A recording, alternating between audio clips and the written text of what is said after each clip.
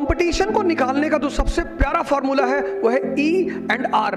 Sir आप मुझसे जो कहेंगे मैं करूंगा, और जब समझ कर वो करता तो उसे मजा बहुत आता है। Education without application is a garbage.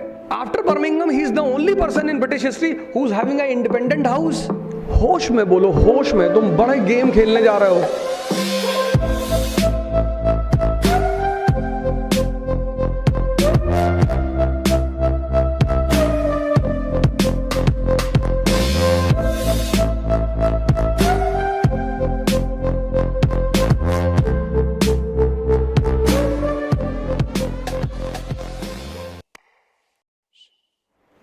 अब जितने भी लोग आईएएस का फॉर्म फिलअप करते हैं, उनकी सबसे पहली रिक्वायरमेंट क्या होती है? कौन फिलअप कर सकता है आईएएस का फॉर्म? जिसकी एलिजिबिलिटी हो। तो बिना एलिजिबिलिटी के कोई फॉर्म फिल ही नहीं कर सकता। यस और नो? यस। आप अगर आईएएस का फॉर्म फिल कर रहे हैं तो पहली चीज आपके पास एलिजिबिलिटी होनी ही चाहिए। तो 1000 seats are there and 10 lakh aspirants are there. 1000 seats and 10 lakh aspirants. Now the biggest question is, एक बड़ा क्वेश्चन ये है कि in this 10 lakh people who will win, जीतेगा कौन? 10 lakh. 10 lakh people and all the 10 lakh are having eligibility. Without eligibility you cannot fill up the form. So there are 10 lakh people and all the 10 lakh have eligibility. But question is, who will win? Only those people will win who will understand the requirement of the examination. This word is very important. Requirement. 98% people, they bother only about eligibility. कि साहब हम eligible है, साहब हम तो IAS दे सकते हैं। बिल्कुल आप दे सकते हैं, बट रिक्वायरमेंट,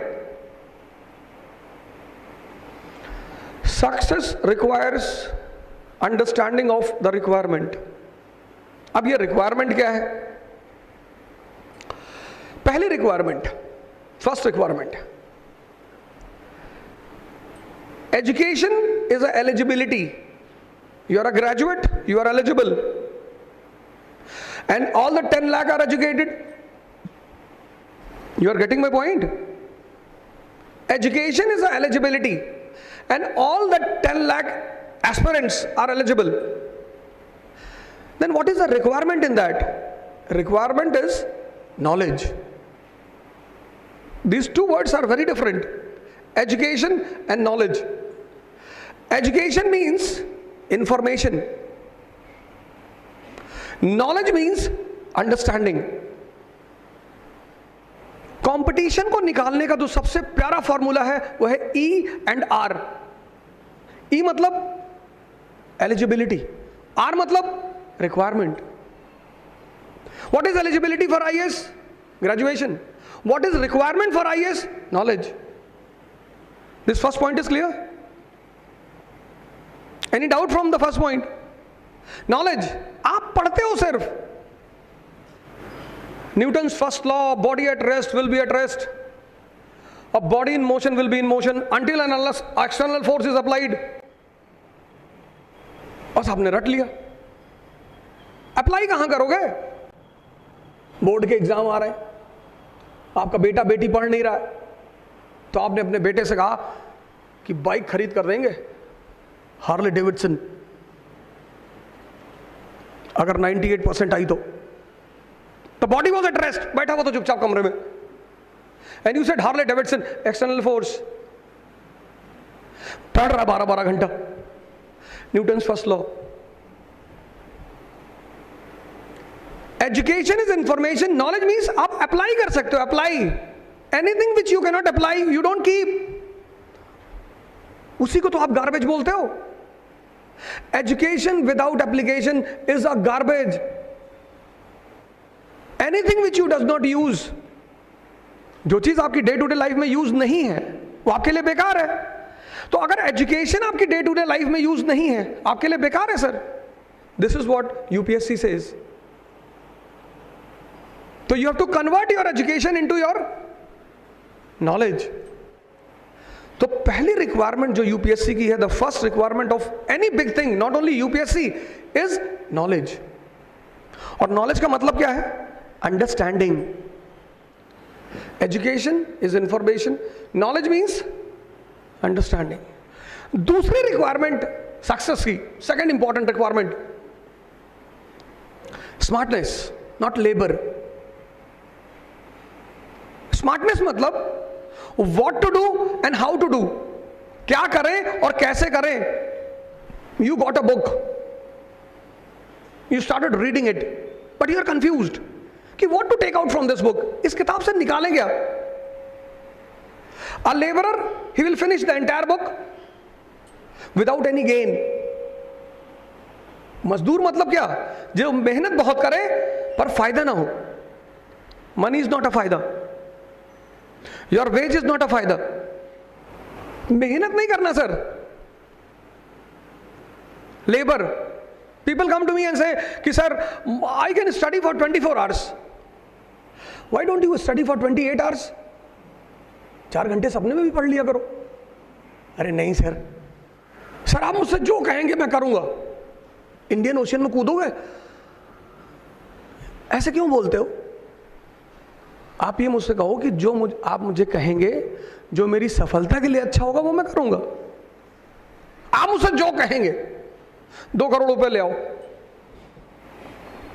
होश में बोलो, होश में। तुम बड़े गेम खेलने जा रहे हो। You are going to play the big games. Smartness.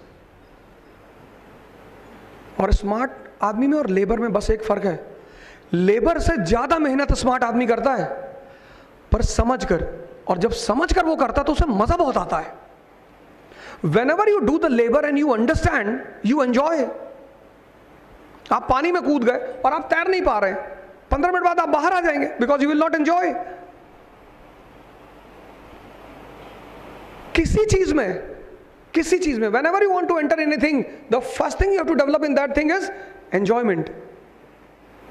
और third important thing is talent. हालांकि हर आदमी को लगता है कि मैं बड़ा टैलेंटेड हूं, लेकिन अच्छी बात है, लगना चाहिए, कोई बुरा नहीं है। It gives you a positive motivation, कोई बुरी बात नहीं। पर टैलेंट का मतलब क्या है? When you can do impossible things. Sir Syed Ahmad Khan Aligarh Muslim university बना रहे थे, तो अलीगढ़ के एक लाला जी थे, उनके पास गए, बड़े अमीर आदमी, तो चंदा मांगने गए सर सैयद अहमद खान। तो लाला जी से उन्होंने कहा कि साहब इंस्टीट्यूशन बना रहा हूं साहब, और कुछ पैसे मिल जाए। तो हाथ फैलाया उन्होंने, तो that Lala spitted on the hand of Syed Ahmad Khan. उन्होंने कहा कि मैं चंदा मांगने आया हूं, ऐसे हाथ किया, तो दैट लाला स्पिटेड, उसने थूक दिया उनके हाथ पे। हम और आप तो झगड़ा कर लेते कि मेरे पापा डीएम है, मेरे चाचा मिनिस्टर है, अभी बता रहे हैं।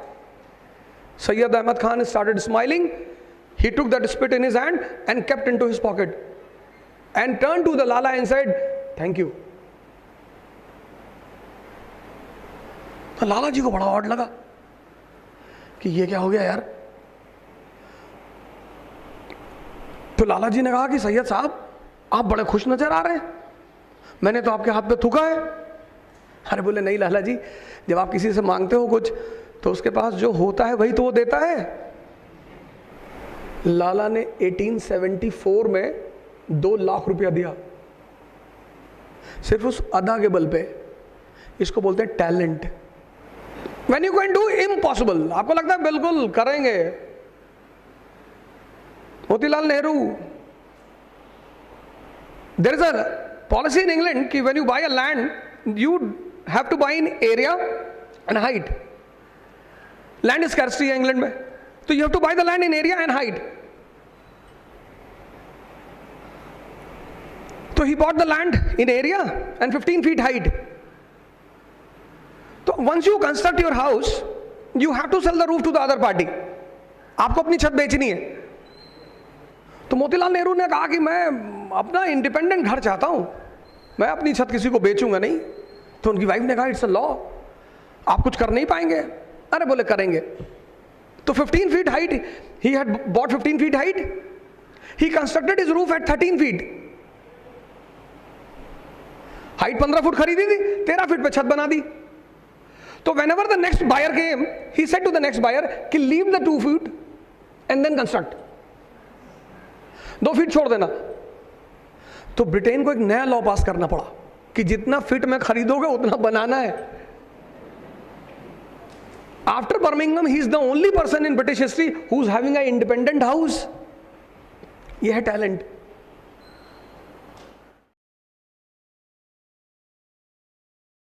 हमारे कानपुर में है इकरा आईएएस बाय ओझा सर, जो आईएएस और पीसीएस की प्रेपरेशन के लिए लाए हैं बेस्ट फैकल्टीज फ्रॉम दिल्ली। तो अब मतलब वो सारे के सारे लोग जो कि आईएएस और पीसीएस की प्रेपरेशन के लिए दिल्ली जाने की सोच रहे हैं ना, तो अब उन्हें दिल्ली जाने की बिल्कुल जरूरत नहीं है, क्योंकि ओझा सर की देखरेख में इकरा आईएएस लाए हैं new offline batches for UPSC IAS PCS के बाद join NCERT basics and GS pre का मेंस फाउंडेशन बैच सिर्फ और सिर्फ इकरा आईएएस, वो भी 9 नंबर क्रॉसिंग हमारे शारदा नगर कानपुर में है।